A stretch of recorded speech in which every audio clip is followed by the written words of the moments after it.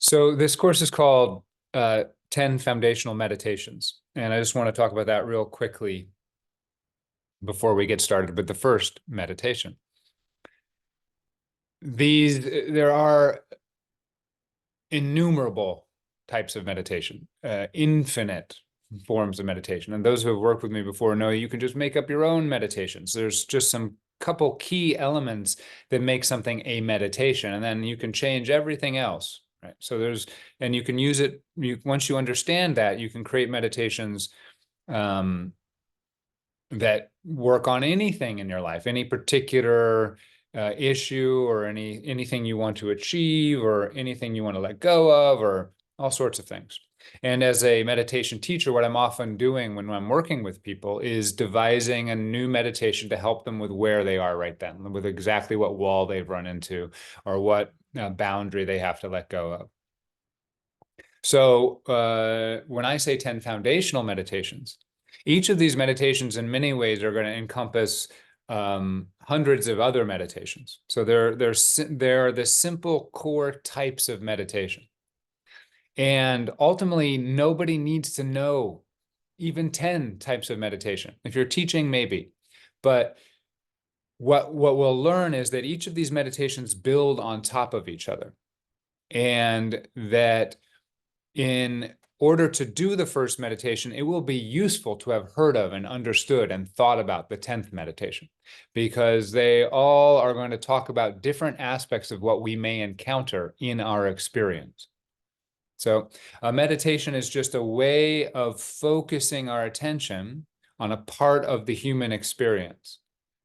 And it's true, you can just take one of these, and if you go deeply enough into that one meditation, you can uncover everything there is to uncover of importance in human experience. And that may be the way you should work. Just take one meditation and work on it for a long time. But by being familiar with the other types of meditation, or forms of meditation, or ways of directing your attention, you will deepen even the one practice that you decide to do. You will have a greater understanding of what could be uncovered by that one practice.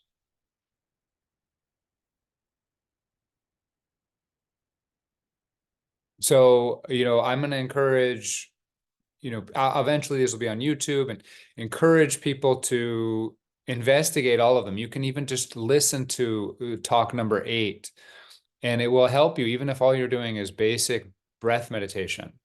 It will help you to have heard of these other forms of meditation. Also, if you go out into the world and you're listening to a new teacher, or a new form of meditation from a different religious tradition, or from a or scientific tradition, you'll have a sense of where in this organization that meditation falls, and like what benefit it might have, and what purpose it might have. Okay. So over the next 10 weeks, we will go over 10 foundational meditations, and they will build on top of each other until we have a method of sort of exploring all of human experience. And that is one way of thinking about what meditation is. It's a way of slowing down and getting clear so that you can fully experience what it is to be you, and to see which parts of your experience you might have been missing, or which parts of your experience you might have been rejecting, or fighting against, or struggling with.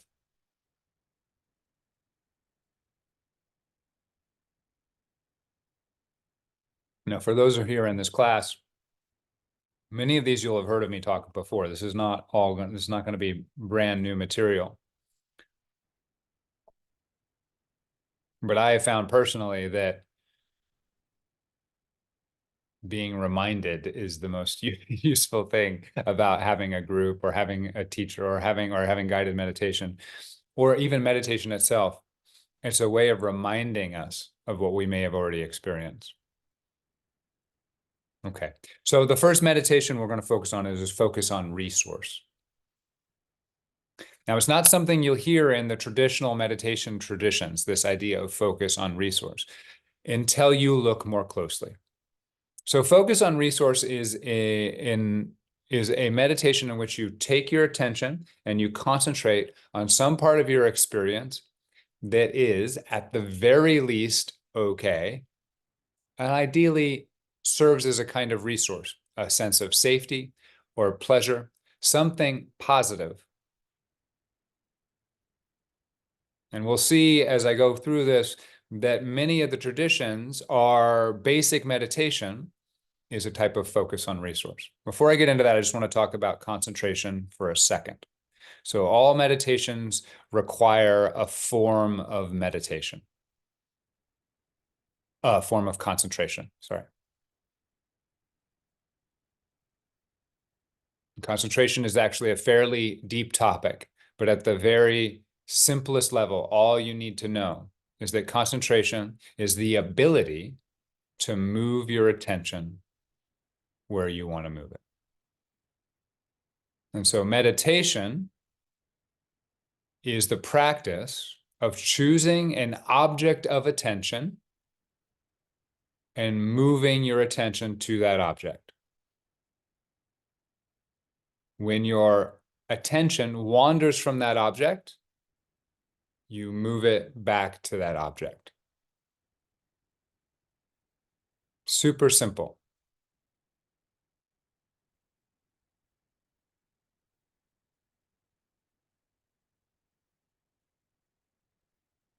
Our attention, by its nature, wanders. We are evolutionarily designed to have an evolution which bounces around our environment, checking out to see if anything dangerous or really desirable is available right now. If it finds something that is not dangerous or not really desirable, it will notice it and then let it go, right? And I just looked over there. There's a bunch of books on that bookshelf. I can actually identify every one of the books if I look really closely, but my mind is uninterested, right? So it checks in and then it just lets them go. And then my attention continues to wander around my environment to see what's important to me. Now, in a circumstance like this, because we're very social creatures, if I were just a normal human doing normal human things, I would be really checking in with all of you all the time. Like, do they like me? Do they not like me? Right? Trying to check in. Am I in danger socially or am I succeeding socially? If I'm just here by myself, we have a thing called boredom, which is we're not giving our attention enough things to check out, right? So our attention will keep looking around, and if there's nothing in our environment, where will it go? It'll go into our mind, and it will start giving attention to the future, or it'll giving attention to the past. So our attention is a constantly scanning. It never gets exhausted. It just keeps looking, right, for interesting things. But interesting just means good or bad, really. Things that we think are good or bad, that our system thinks is good or bad, that our mind has decided is good or bad.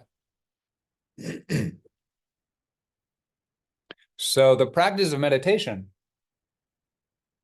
although it is incredibly simple to describe, the concentration element, you can see how it runs counter to the basic nature of our mind, the basic nature of our attention. And that's why it seems difficult. It is simple, but challenging. There's only a couple elements you need to know about meditation. We'll talk about acceptance next week, but concentration is a fundamental element of it.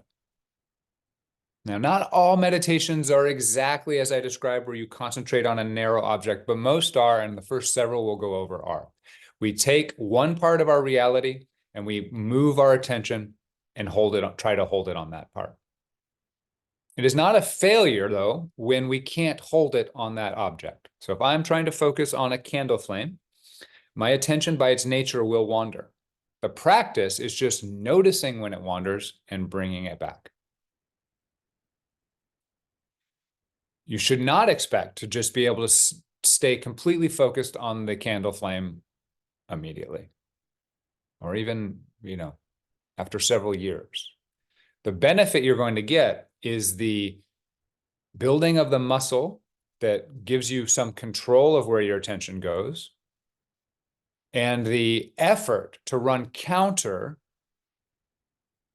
to this ever hungry sense of attention, which is looking for danger and things that are good and yummy. By sitting in meditation for 30 minutes and not letting your attention just run to its normal habitual places, you begin to change your own habits of mind, change the patterns of mind. You begin to create a space so that your attention doesn't just run naturally into its old patterns. And that gives you the opportunity, well, in many ways, it gives you many opportunities. One, it gives you the opportunity to let go of painful ways of thinking, painful habits of attention. So if you're always scared, that's driven by where your attention is going. If you're always angry, driven by where your attention is going. But it also has an even deeper possibility. It allows you to start to see that there may be more to you than just where your attention goes. Because now you start to stand outside of your attention and you get to see your attention moving on its own sometimes, and sometimes you control it, but you get to see that you are more than just where the attention goes. And that's a deeper result of this.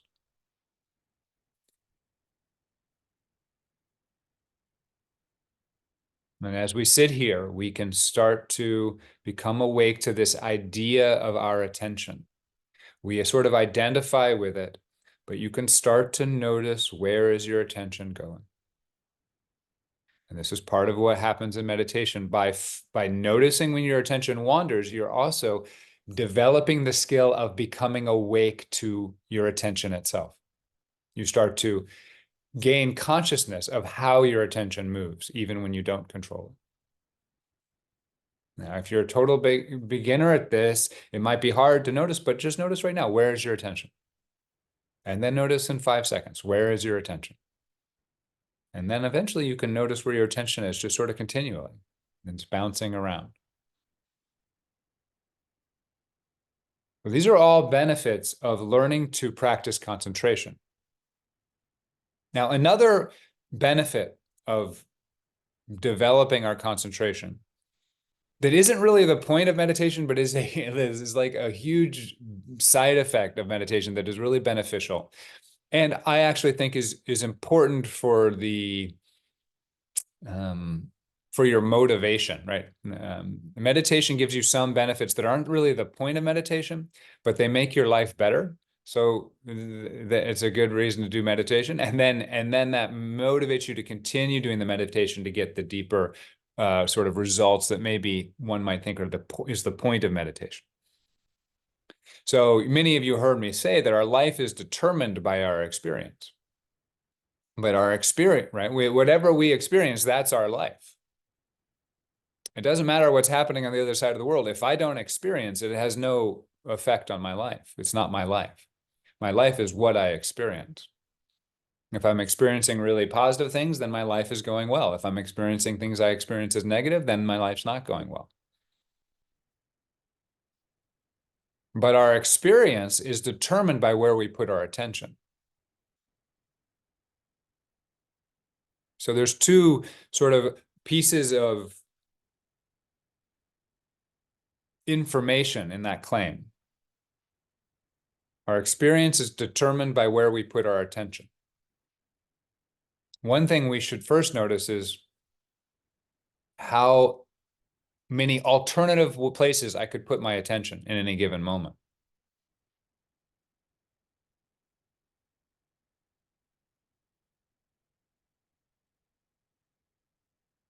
But right now, you've heard me do this many times, but it's so essential. It's an essential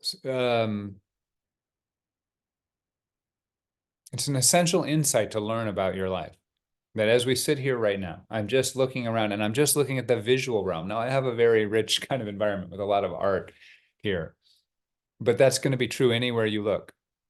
There are so many colors, so many textures, so many shapes, so many lines.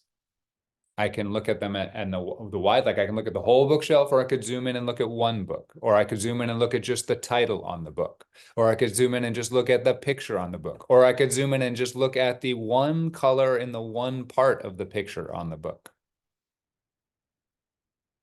And I can attend to any of these things. And as I said before, our attention is constantly scanning this almost infinite soup of experience, looking for what's exciting. And that's what determines what our life is about. But if we can control our attention, then I could choose almost infinite alternative ways of experiencing this moment. That's just with the visual realm externally. We could do it with the auditory realm. We could do it with the feelings in our body. And then on top of that, we can do anything in our imagination, anything in our mind. There's literally anything we could picture, anything we could say to ourselves, even any feeling we could generate.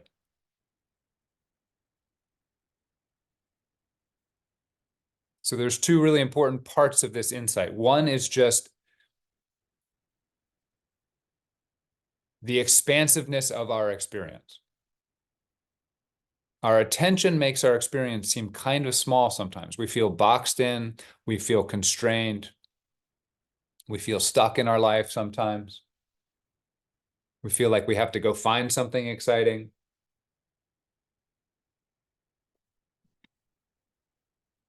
But our experience is by its nature expansive. So that's fundamentally important. Not full stop. You don't even need to learn anything else. You don't even need to control your concentration. If you can start to see that at any given moment of experiential sensory experience, that there are an infinite number of ways I could experience it.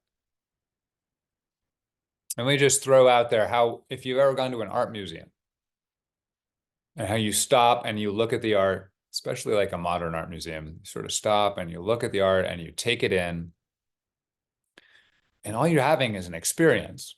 It's not like a movie where you get caught in the story. Sometimes there's a story in the art, but often there's no story, right? It's just a visual experience. And you sort of stop and you slow down and you look at the patterns and you take them in, and you might have some thoughts about it, but mostly it's a visual sensory experience. And you've decided to, because the artist has collected these senses, these experiences into one spot, you decide to stop and look at them like that and take them in. Maybe you ever walked out of that museum and then looked at a garbage can and sort of started thinking of it like an art object, or looked at a tree, right? You've changed the way you're interacting with your experience. And the same thing could be happen now. What if an artist had put, I've got a bunch of pillows on this couch over here in my computer bag. What if an artist had come in here and designed this way? I'm like, what does it mean? How do I take it in? Different way of interacting that experience. That's available all the time. There's just a constant, if you let go of your mind's story about what's important and what's not important, then there's an infinite number of things one could look at with interest. Okay, now there's a second part of this, which is, if you notice, most of your experience is fine, if not fine, but good. Those pillows are fine. There's no problems with those pillows. My mind could be like, they're a little messy, but really they're fine, right? They're fine. And then I actually would go a further step. They're kind of beautiful. Like, that's a beautiful color yellow. That's a beautiful color green. There's no problems. There's none of my suffering is in those pillows. And the other infinite things I just mentioned that one could be thinking about, the vast majority of them are fine. So this is what focus on resource is all about. We do start to get the ability, by concentrating on things that are fine, concentrating on things that are okay, concentrating things that are good or pleasurable or inspiring or safe, we start to shift our experience of our life. because now we're spending more time experiencing things that are not a problem. We start to have an experience of life that is less problematic. That is one benefit of focus on resource. But there's a danger in that, because we might start to think I have to control my attention so I never have any more problems. That's not really the point of meditation. In fact, the ultimate point of meditation is to realize that you don't need to control your attention and you'll still have no problems. But usually we have to go through some steps to realize that. And step number one, which is why this is meditation number one, is to realize that most of your life is resource. Most of the experiences that are available to you to bring into your life are resourceful. That is, they are fine, they are okay, they are non-problematic, they might even be pleasant, beautiful, safe, all these good things. This is a truth we can experience. Now, there's a thing we can do, or we learn to like bring ourselves out of overwhelm or bring ourselves out of fear or calm ourselves down by using our attention to focus on resource. That is a side benefit of this practice. Now, if you're going through trauma therapy, it's not a trauma therapy or something. It's not a side benefit. That is the practice, right? But in meditation, we're more interested ultimately in, we do need to get out of overwhelm or we can't do our meditation, right? We need to be able to get ourselves out of extreme distress, because if we're in extreme distress, we can't control our attention. So we do need to do that. But the ultimate point is to start to see the truth of our moments, of our of the reality of experience. And the truth is, if we start to look around, that I can go all day long listing things that are in my experience right now that are fine. And from my perspective, that are good, that are nice, that are beautiful, that are pleasant, that are interesting, that are like you would if you went to an art museum, right? Like this couch, if it, you might just think it's just fine. It's not a problem. But if you go to an art museum and they say, this is a 21st century average day couch from, right? And you go, interesting. Yeah. And they did this design with the textures of it, right? You would look at it more, right? And you'd see that it's beautiful. It's been designed. It's a masterpiece in terms of like, 2000 years ago, this would be the most miraculous object ever, right? So you can start to see that there's just goodness everywhere. Not goodness in the sense of overwhelming pleasure. That's not what we're necessarily looking for, but not a problem. In fact, pleasant. Okay.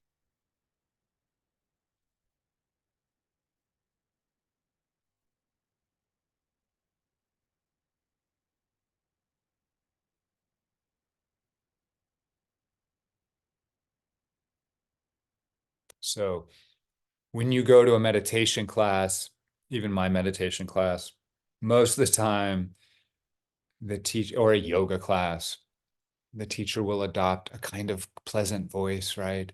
And it will be kind of calming, and they will be generally positive, right? And they'll be talking about love, right? And there's a reason for this. Even, of course, they want you to like their class. Like there's a normal human reason, but actually spiritually, there's a reason for this. Buddhism, one of the fundamental meditations is on breath. But if you go back and you read the sutra on teaching the breath meditation, the Buddha asks people to look at about 15 different things in the experience of the breath. But every other thing is a clear positive, is a clear pleasurable or beautiful part of the experience of the breath. So the basic breath meditation is a resource meditation. It's an attempt to give you something to concentrate on that feels pleasant or pleasurable. Mantra meditations are by their nature, usually, first of all, there's something positive being expressed in the mantra, right? There's a positive story in the mantra. But then there's also just mantra meditations by their nature are pleasurable, get people into states of bliss. Loving kindness meditation, something very popular in the West, is obviously focusing on love, focusing on goodness, and focusing on benefit, focusing on compassion. These are all resource meditation. So there's a very basic logic to starting with resource in your meditation life. It's easier to concentrate on something pleasant. So if you're going to start learning to play the piano, you want to start with easy things. If you're going to learn to lift weights or to dance or to play guitar, you want to start with easy things. If you're going to learn to do anything, you want to start with the easiest things, the things that will allow you to learn the basics. Concentrating on something pleasant gives you a constant reward for doing it, makes it easier to do it. It also has the benefit in this case that it starts to calm your system down, which also makes it easier to meditate. That it starts to make you feel better after meditating than when you started meditating, so that you start to see the benefit of meditation. So it's easier to sit down and meditate. So whatever meditation you decide to do in your life, if it's not making you, if it's not a generally positive experience, if there's not some generally positive taste to it, you probably want to switch to a different type of meditation, because you won't keep it up very long if it's generally unpleasant for you. And most people I know who are like, I can't meditate, I ask them what their experience is like. It's like, it kind of sucks, right? Because I just sit there and I think about stuff and I'm uncomfortable and I'm bored and I'm impatient, right? Of course, why would you meditate if that was your experience? Now, lots of things we do have to get over discomfort to get any benefit out of a thing. So I'm not saying you shouldn't have any discomfort, especially in your early meditations, but you want to sort of stack the deck in your favor by choosing to focus on something that will reward you sort of immediately. When you get your concentration wanders into all your problems, right? But you bring your attention back and you feel the pleasant breath, you get a little reward. Just a very basic logic. And there's a reason that all these traditions have as their basic meditation something that is filled with resource.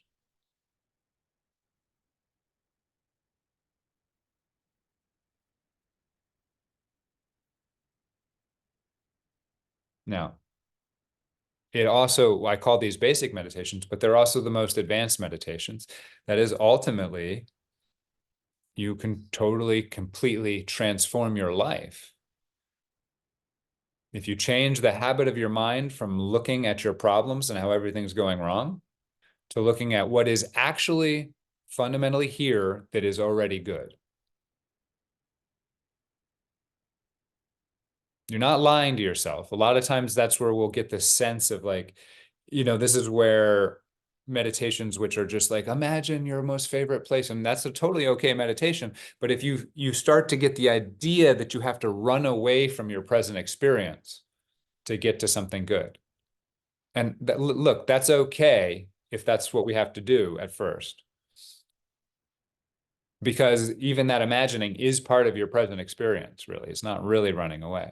But the idea of focus on resource is not to run away from anything. It is to notice something. It is to notice that your present experience is already full of okay things, of good things, of pleasurable things, of beautiful things, of safe things. And so that's the last thing I want to really say about this type of meditation generally. It is not, focus on resource is not an attempt to run away from your experience. It is an attempt to realize something about your experience. To realize that, yes, there's something difficult in your experience. At any moment, there's probably something difficult too, right? But it's surrounded by things that are not difficult.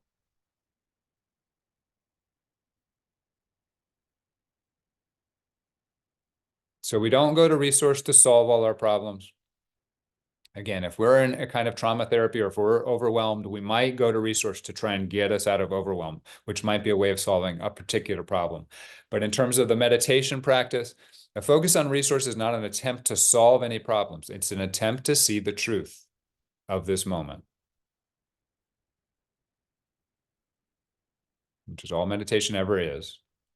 I'm going to turn my attention and I'm going to pick this to focus on, to realize that even in my most difficult moments, here is this experience of pleasure or safety.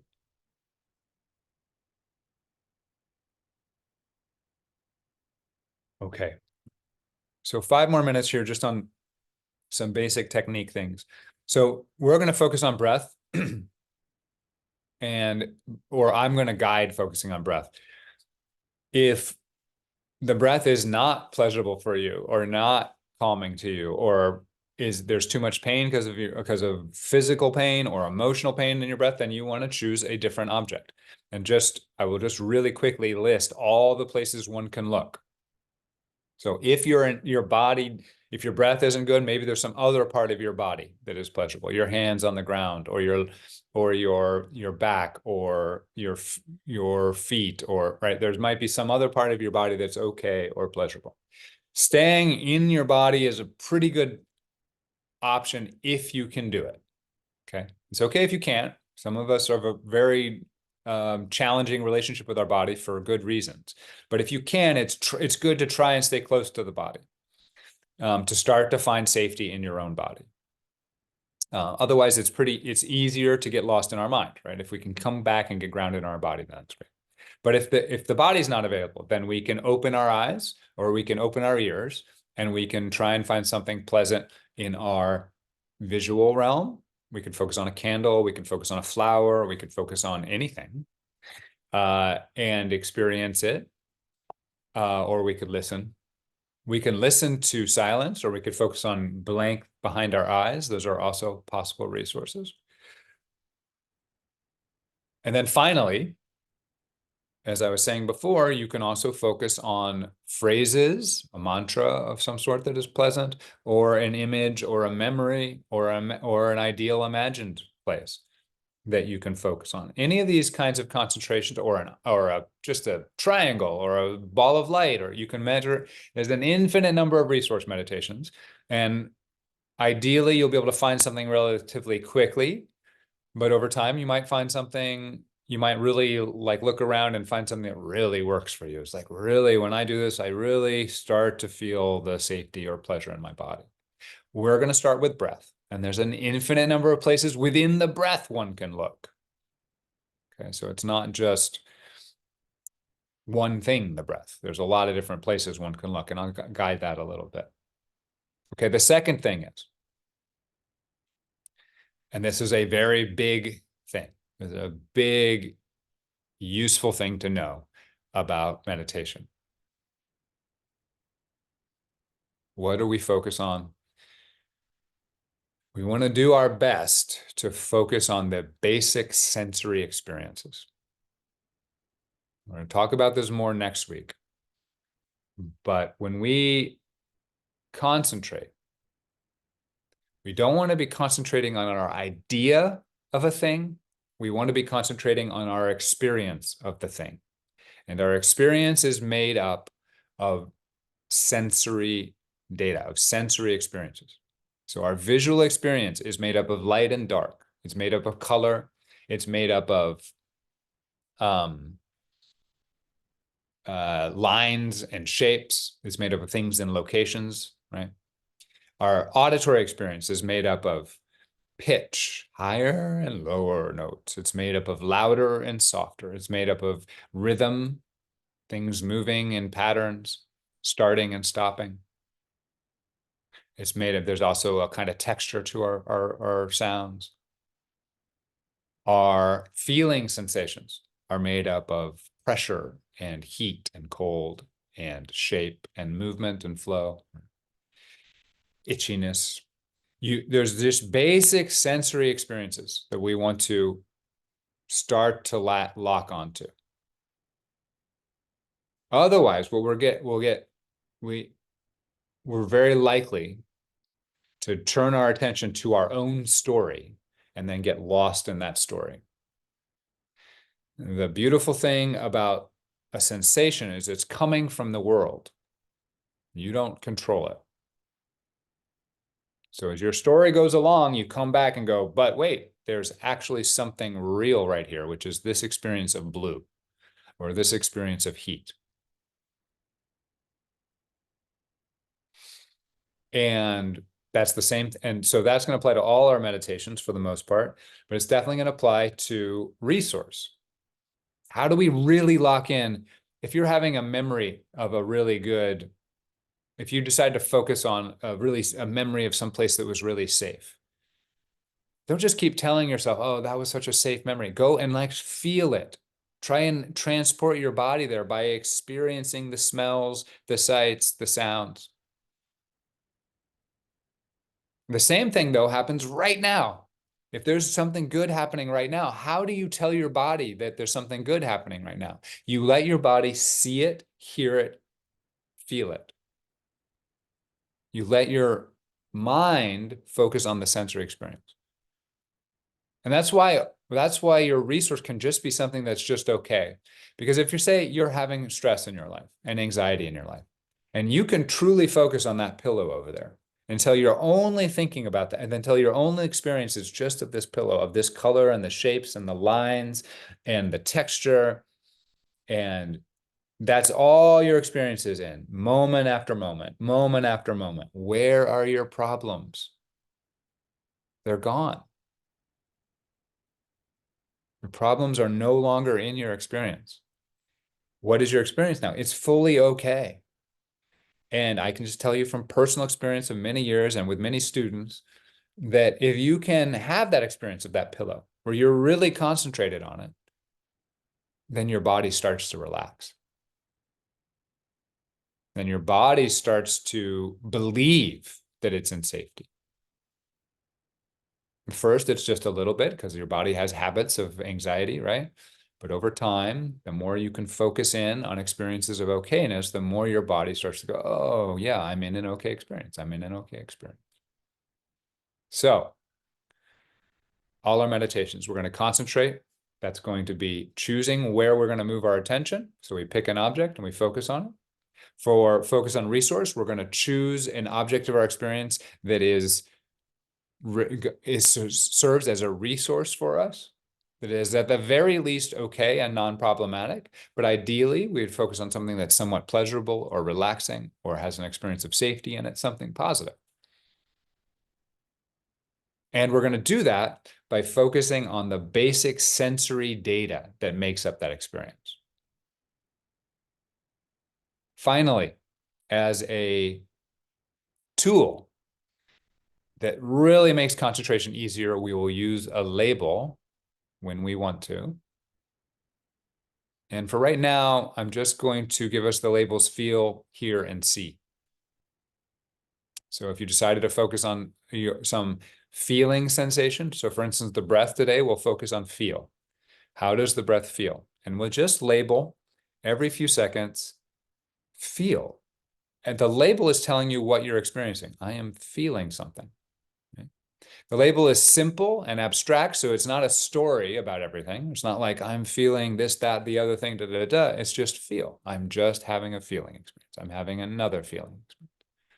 That labeling system practice helps to quiet the mind, helps to interrupt any stories you might start to tell. If you get it, if it's sort of happening regularly, it will remind you and be like, I was off in something, and then I heard myself say feel, and I'm like, oh yeah, I'm supposed to be feeling this. So that's the final element here is a label. Labels are not a necessary part of meditation. They are not a fundamental part of meditation. They are an incredibly useful trick to make meditation easier at the beginning, to build your concentration. And even if you've been meditating for years, but you're finding your mind wandering, go back to a label for a while to get yourself back grounded. And eventually you can drop the label so you can just stay focused without interrupting with the mind. Okay. All right. So we will sit now. And for those who may watch this on YouTube later, there'll be a separate recording, which is the focus on resource, focus on breath meditation, which you can go to now if you want to.